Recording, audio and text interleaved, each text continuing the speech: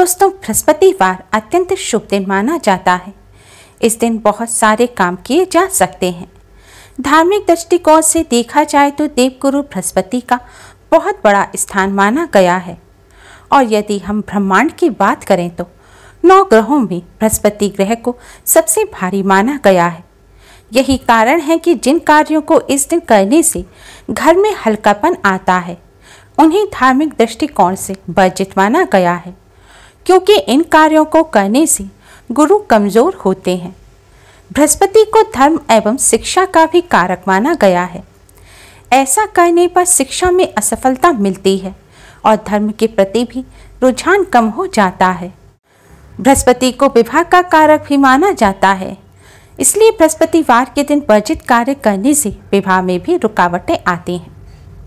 बृहस्पतिवार को भगवान लक्ष्मी नारायण का वार भी माना जाता है, इसलिए इस दिन वर्जित काम करने से मां लक्ष्मी और भगवान नारायण दोनों ही रुष्ट हो सकते हैं। इसलिए बृहस्पतिवार को कुछ वर्जित कार्यों को करने से बचना चाहिए।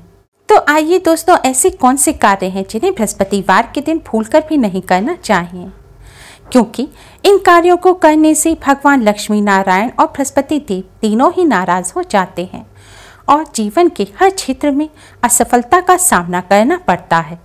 दोस्तों, गुरुवार को महिलाओं को बाल नहीं धोने चाहिए, क्योंकि बृहस्पति ही महिलाओं के पति और संतान के कारक होते हैं। इस प्रकार अकेला बृहस्पति ग्रह संतान और पति दोनों को प्रभावित करता है। इसलिए इस दिन सिर धोने से बृहस्पति की स्थिति कमजोर होती है, जो संतान और पति की उन्नति में बाधक बनती है। बृहस्पतिवार के दिन महिला हो या पुरुष, किसी को भी बाल नहीं कटवाने चाहिए।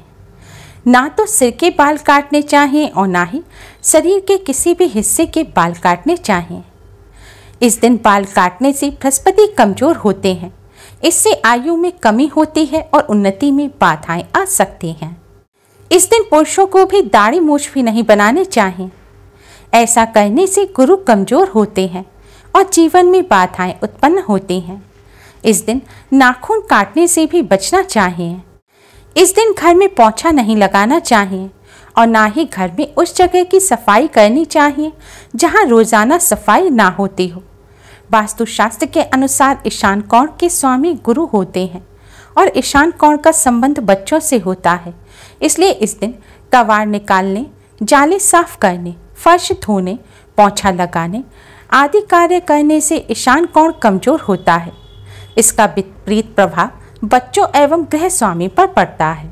गुरुवार के दिन पोछा लगाने से घर में दरिद्रता और गरीबी आती है। गुरुवार को साबुन लगाकर कपड़े भी नहीं धोने चाहिए। ऐसा करने से भी गुरु कमजोर होते हैं, इसलिए इस दिन साबुन लगाकर भूलकर भी कपड़े ना धोएं। दोस्तों, गुरुवार का दिन नारायण का दिन होता है, ये बात तो ठीक है, लेकिन नारायण तभी प्रसन्न होंगे जब आप उनके साथ उनकी पत्नी यानी लक्ष्मी जी की भी पूजा करेंगे। इसलिए गुरुवार के दिन भगवान नारायण के साथ मां लक्ष्मी का पूजन अवश्य ही करें। भगवान लक्ष्मी नारायण दोनों की एक साथ पूजा करने से जीवन में खुशियां आती हैं और पति पत्नी के बीच कभी दूरियां नहीं आती। साथ ही धन में भी वृद्धि होती है। गुरुवार के दिन खाने में अगर नमक कम हो तो ऊपर से नमक डालकर नहीं खाना चाहिए। इससे स्वास्थ्य पर असर पड़ता है और हर कार्य में बाधा आती है। ऊपर से नमक डालकर खाने से गुरु अस्त हो जाते हैं। गुरुवार के दिन पूजा पाठ से जुड़ा सामान, आंखों से जुड़ी कोई भी वस्तु, कोई धारदार वस्तु जैसे चाकू, कैंची, बर्तन आदि नहीं खरीदने चाहिए। बृहस्पति देव गुरु, पिता आदि का प्रतिनिधि करते हैं। इसलिए इस दिन गुरु, देवता, पिता, दादा और धर्म का अपमान करना या मजाक उड़ाना भारी पड़ सकता है। दोस्तों, केले के पेड़ में गुरुवार के दिन भगवान विष्णु जी का वास माना जाता है और बृहस्पति देव का पूजन भी केले के पेड़ पे ही किया जाता है। इसलिए गुरुवार के दिन केले के पेड़ का पूजन करना बहुत ही शुभ माना जाता है। लेकिन ध्यान रखें, गुरुवार के दिन या किसी भी दिन ऐसे केले के पेड़ का पूजन ना करें जो आपके घर या आंगन में लगा हो। शास्त्रों में ऐसा करना वर्जित माना गया है। गुरुवार के दिन क्योंकि केले के पेड़ का पूजन किया जाता है, इसलिए इस दिन केला खाना भी नहीं चाहिए। गुरुवार के दिन पीले रंग की वस्तुओं का विशेष महत्व होता है। पीले रंग की वस्तुएं ही भगवान को अर्पित की जाती हैं और पीले रंग के वस्त्र पहनकर ही भगवान विष्णु और बृहस्पति देव का पूजन करना शुभ माना जाता है। इसलिए गुरुवार के दिन पीले रंग के वस्त्र अवश्य ही धारण करें, लेकिन ध्यान रखें भूलकर भी गुरुवार के दिन काले रंग के वस्त्र ना पहनें और गुरुवार के दिन आंखों में काजल भी नहीं लगाना चाहिए। माना जाता है ऐसा करने से आंखों को नुकसान होता है। गुरुवार के दिन सूर्योदय से पहले उठें और स्नान के बाद भगवान विष्णु के सामने घी का दीपक जलाएं और विष्णु सहस्त्र नाम का पाठ करें। फिर आप केले के वृक्ष पर जल चढ़ाएं। जल में थोड़ी हल्दी और थोड़ी चने की दाल डाल दें। केले के वृक्ष पर आप चने और गुड़ का भोग लगाएं। आज के दिन बृहस्पति देव और भगवान विष्णु माँ लक्ष्मी जी को चने की दाल और गुड़ का भोग लगाना बहुत ही शुभ माना जाता है। आज के दिन तुलसी जी का पूजन अवश्य ही करें। गुरुवार की शाम को केले के वृक्ष के नीचे दीपक जलाएं और केले की पूजा कर बेसन के लड्डू की मिठाई चढ़ाएं। विशेष पूजा के बाद स्वयं के माथे पर भी हल्दी से तिलक अवश्य ही करें। ऐसा करने से बृहस्पति देव के साथ ही भगवान विष्णु माँ लक्ष्मी जी की भी कृपा प्राप्त होती है।